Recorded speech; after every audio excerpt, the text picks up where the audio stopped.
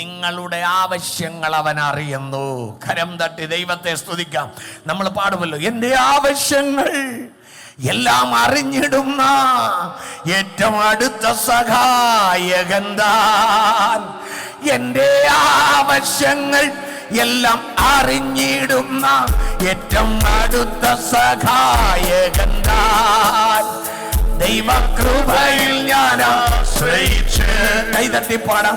അവൻ വഴികളെ ഞാൻ അറിഞ്ഞ് അനുഗമിച്ചിടും അവനുടെ ചുവടുകളെ, അനുഗമിച്ചിടും അവനുടെ ചുവടുകളെ. ദൈവകൃപയിൽ ഞാൻ ആശ്രയിച്ചു. ഹല്ലേലൂയ. അവൻ രക്ഷിക്കപ്പെട്ട ദൈവ പൈതലിന്റെ എല്ലാ ആവശ്യങ്ങളെയും അറിയുന്ന ഒരു നാഥനാണ് നമുക്കുള്ളത്, ഒരു അപ്പനാണ് നമുക്കുള്ളത്.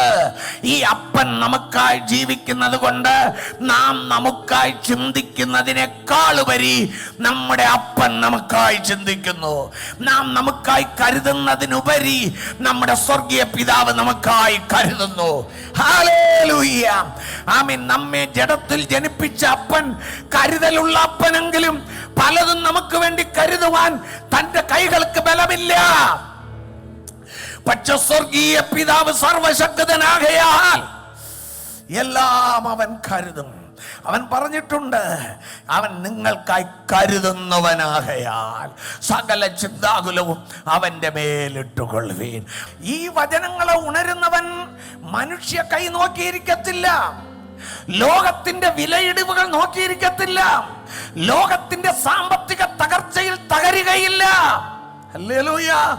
എവിടെ എന്തെല്ലാം ഭവിച്ചാലും എൻ്റെ അപ്പൻ എനിക്ക് വേണ്ടി കരുതുന്നവനാണ് എന്ന ഉറപ്പുള്ളതാണ് ദൈവ മക്കൾ.